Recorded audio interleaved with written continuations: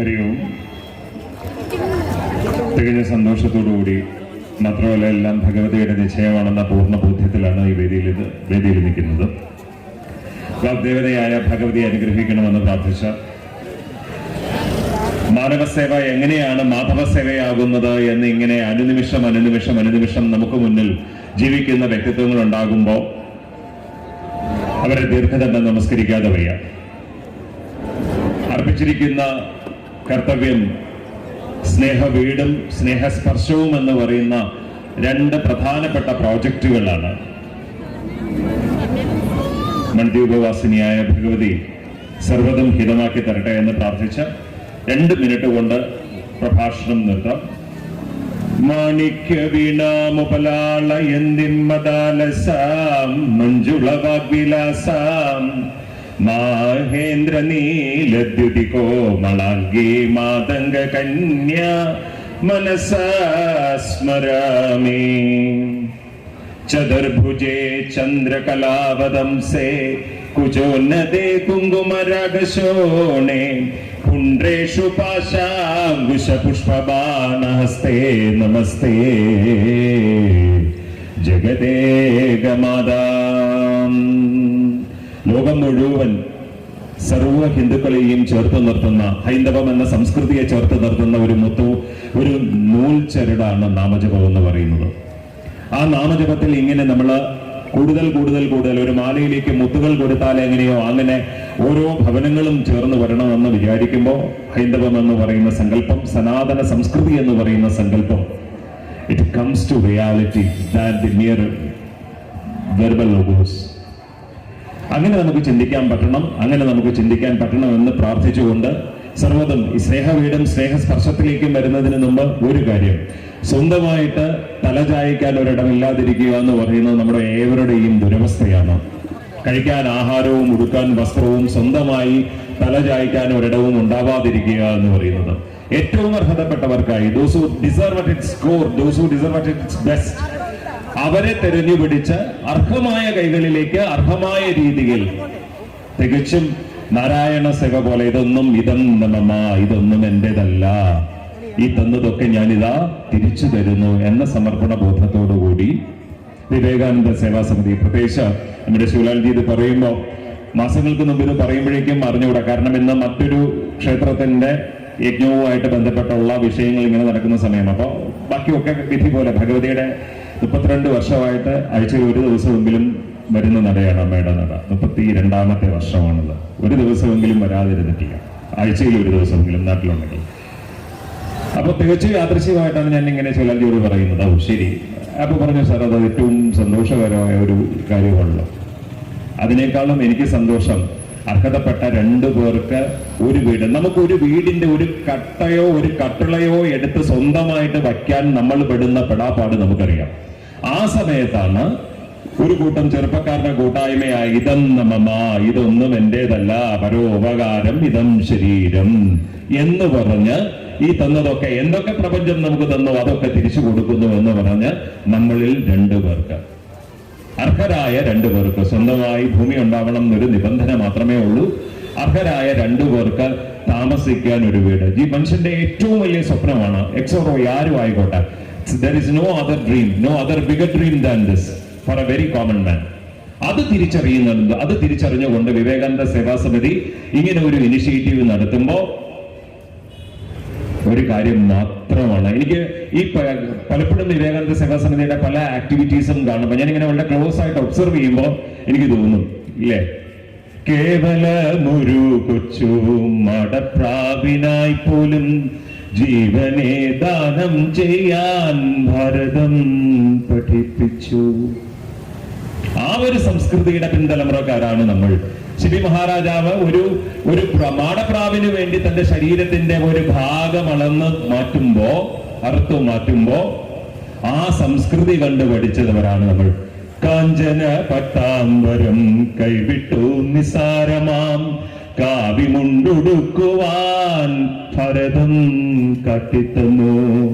തിളങ്ങുന്ന പട്ടാമ്പരങ്ങളല്ല, കാഞ്ചന പട്ടാമ്പരങ്ങളല്ല നമ്മുടെ വിഷയം. മറിച്ച് ശ്രീരാമനെ നോക്കൂ, ശ്രീരാമചന്ദ്ര ഭഗവാനെ നോക്കൂ, വനവാസത്തിലേക്ക് പോയപ്പോൾ ആദി ശങ്കരാചാര്യ സ്വാമികളെ നോക്കൂ, ഇല്ലേ? എത്ര എത്ര എത്ര എത്ര പേരാണ് കാഞ്ചന പട്ടാമ്പരം കൈവിട്ടു നിസാരമാം കാവ്യമുണ്ടുടുക്കുവാൻ പഠിപ്പിച്ചു ഭാരതം എന്ന് നമ്മൾ പറയുമ്പോൾ സർവ്വതും ത്യജിച്ചവരെ നമസ്കരിച്ച ഒരു സംസ്കാരമാണ് ഭാരതത്തിൻ്റെത്. വിവേകാനന്ദ സ്വാമികളുടെ ബാങ്ക് ബാലൻസ് എത്ര? ശങ്കരാചാര്യ സ്വാമികളുടെ ബാങ്ക് ബാലൻസ് എത്ര?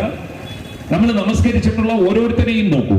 നമ്മൾ ആരും ധനം കണ്ട് നമസ്കരിച്ചതല്ല, നമസ്കരിച്ചത് അവരെ വിദ്യയാണ്, ജ്ഞാനത്തെയാണ്. ഞാൻ ഒരാളെ നമസ്കരിക്കുമ്പോൾ ഞാൻ നമസ്കരിക്കുന്നത് അവരുടെ വിദ്യയാണ്. The quality that the wisdom that he gains or the wisdom he already had imbibed within, അതിനെയാണ് ഞാൻ സല്യൂട്ട് ചെയ്യുന്നത്. അതുകൊണ്ടാണ് സജ്ജനങ്ങളെ കാണുന്ന നേരത്ത് ലജ്ജ കൂടാതെ വീണു നമിക്കണം എന്ന് നമ്മൾ പറഞ്ഞു പഠിപ്പിക്കുന്നത്. കുട്ടികളെ അങ്ങനെ പറഞ്ഞു പഠിപ്പിച്ചാൽ നമുക്ക് ഇല്ലേ വൃദ്ധസദനങ്ങൾ അന്വേഷിക്കാതിരിക്കാം. ഓരോ സമയത്തും നമ്മൾ തിരിച്ചറിയേണ്ടുന്ന ഒന്നാണ് അല്ലേ. ബാക്കിയൊക്കെ മെറ്റീരിയലിസ്റ്റിക് ആണ് ഇല്ലേ. ഇഹത്തിലെ ധനം സുഖം യശസ്സും ആഭിജാത്യവും വഹിച്ചു കൊണ്ടുപോകയില്ല എന്ന് നമ്മൾ പറയുന്നത് it has to be repeated. ഓരോ തവണയും നമ്മളിങ്ങനെ നമ്മൾ സ്വയം ആലോചിക്കുമ്പോൾ, സ്വയം പറഞ്ഞു പഠിപ്പിക്കുമ്പോൾ നമുക്കൊരു നിസ്സംഗത വരും. നമ്മളിലേക്ക് നിറയുന്ന ഒരു നിസ്സംഗതയുണ്ട്. ആ നിസ്സംഗതയാവണം വിവേകാനന്ദ സേവാ സമിതിയെ പോലുള്ള ചെറുപ്പക്കാരുടെ കൂട്ടായ്മയ്ക്ക് ഇല്ലേ. മറ്റെന്തൊക്കെ കാര്യങ്ങൾ ആലോചിക്കാമായിരുന്നു. അവർ they never thought of making ഒരു സെലിബ്രിറ്റി പെർഫോമൻസിനെ കുറിച്ച് അവർ ചിന്തിച്ചില്ല. They never thought of conducting a program for making money. They thought of giving money what they have gained from society to those who deserved at its core. അവിടെയാണ് നമ്മൾ ആ ത്യാഗത്തെ കാണേണ്ടത്. നമ്മൾ എത്ര പേർക്ക് പറ്റും? കയ്യിൽ കുറെ കാശുണ്ട്, എല്ലാ സൗകര്യങ്ങളും ഉണ്ട്. ഒരാൾക്ക് വീട് വെച്ച് കൊടുക്കുന്നത് പോയിട്ട് ഒരു വീടിന്റെ ഒരു കട്ട ഒരു മൺകട്ട വാങ്ങിച്ചു കൊടുക്കാൻ നമ്മൾ പറഞ്ഞു കഴിഞ്ഞാൽ പറയും, അയ്യോ 32 രൂപയുണ്ട്, 35 രൂപയുണ്ട്, അയ്യോ പൈസയൊക്കെ തീർന്നു. ഇല്ലെങ്കിൽ അത് കാണിക്കില്ല. അത് അതിനേക്കാളും കൂടുതൽ മോസ്റ്റ് ടച്ചിങ് ആയിട്ട് എനിക്ക് തോന്നിയത് സ്നേഹസ്പർശം എന്ന് പറയുന്ന കോൺസെപ്റ്റ് ആണ്. സ്നേഹസ്പർശം എന്ന് പറയുന്നത് കറ്റമ്മമാർ വിച്ച് നടത്തിടുന്ന കറ്റക്കിടാവിന്റെ പദപങ്കജങ്ങൾ ചെറ്റങ്ങുമെങ്ങും പതിയുന്ന വീട്ടിൽ ഇല്ലേ എന്ന് പറഞ്ഞു വെച്ച കൊച്ചു കുഞ്ഞുങ്ങളുടെ കാൽപാദങ്ങൾ ഓടി നടക്കുന്ന വീട്ടിൽ ഇനി പൂക്കളങ്ങൾ വേണ്ട എന്ന് കവി പറയുന്നത് പോലെ കൊച്ചു കുഞ്ഞുങ്ങളെ കാണുമ്പോൾ സന്തോഷിക്കാത്തവരാരുണ്ട്? അവർക്കൊരു ആവശ്യം വരുമ്പോൾ അവരുടെ സങ്കടങ്ങളിൽ കൈത്താങ്ങാൻ ഞാൻ ഇങ്ങനെ ഒരു പ്രോജക്റ്റ് ഞാൻ അങ്ങനെ എന്റെ ശ്രദ്ധയിൽ വേറെ ഞാൻ കേട്ടിട്ടില്ല. സ്നേഹസ്പർശം എന്ന് പറഞ്ഞിട്ട് കൊച്ചു കുഞ്ഞുങ്ങളെ രക്ഷിക്കുന്നതിന് വേണ്ടി, അവരുടെ ആരോഗ്യ കാര്യങ്ങൾക്ക് വേണ്ടി ഇതൊക്കെ സംഭവിക്കുന്നത് എന്ന് പറയുന്നത് ഒരു നഗരത്തിന്റെ പ്രാന്തപ്രദേശത്തിലെ കുറെ ചെറുപ്പക്കാരുടെ കുറെ സുമനസുകളുടെ ഇനിഷ്യേറ്റീവ് കൊണ്ടാണെന്നുള്ളതാണ് എന്നെ സന്തോഷിപ്പിക്കുന്നത്. സ്നേഹസ്പർശം എന്ന് പറയുന്ന പ്രോജക്റ്റ്, സ്നേഹ വീടെന്ന് പറയുന്ന പ്രോജക്റ്റ്, എനിക്ക് തോന്നുന്നു ശിവപ്രിയ എന്ന് പറയുന്ന ആ അമ്മയുടെ 2 മക്കളെയും നമ്മളൊക്കെ കേട്ടതാണ്. ഒരു 2 മാസം മുമ്പ് നമ്മളെ SIT ഹോസ്പിറ്റലിൽ നടന്ന മനസാക്ഷിയെ നടക്കുന്ന ആ മരണത്തിൽ ഒറ്റപ്പെട്ടു പോയ 2 കൊച്ചു കുഞ്ഞുങ്ങളുണ്ട്. നമ്മുടെയൊക്കെ വീടുകളിൽ കുഞ്ഞുങ്ങളുണ്ട്. ചോദിക്കാനോ പറയാനോ ആരോഗ്യ വസ്ത്രത്തിനോ ഇതിനൊന്നിനും ആരും ഇല്ലാത്തവർക്ക് ആരെങ്കിലും ഒരാൾ കൈത്താങ്ങാവുമ്പോ ഇതിനെ നാരായണ സേവ എന്നല്ലാതെ വേറെ എന്താണ് പറയുക?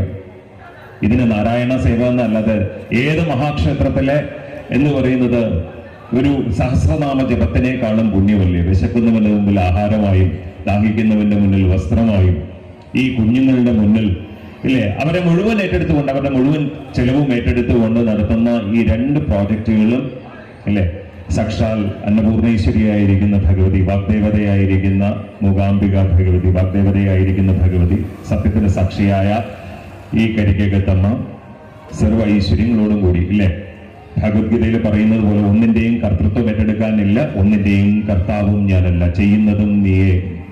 ശ്രീനാരായണ ഗുരുദേവൻ പറഞ്ഞു വെച്ചതുപോലെ ചെയ്യുന്നതും നീയേ, ചെയ്യിപ്പിക്കുന്നതും നീയേ, മായയും നീയേ, മായക്കധിപനും നീയേ എന്ന് പറഞ്ഞതുപോലെ സർവ്വതും ഹിതമായി വരട്ടെ എന്ന പ്രാർത്ഥനയോടെ, സർവ്വതും ശുഭമായി വരട്ടെ എന്ന പ്രാർത്ഥനയോടെ ഹരേ രാമ രാമ രാമ ഹരേ ഹരേ.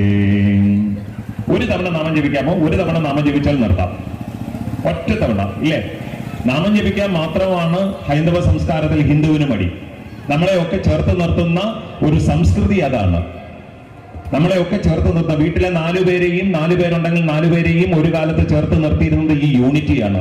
എന്ന് വീടുകളിൽ നിന്ന് നാമജപമകന്നു അന്ന് 4 പേരും 4 മുറികളിൽ 4 മൊബൈലുമായി 4 നേരം ഹോട്ടൽ പോലെ ആഹാരം കഴിക്കാൻ നമ്മൾ പഠിച്ചു. വീടൊരു ഹോട്ടലായി.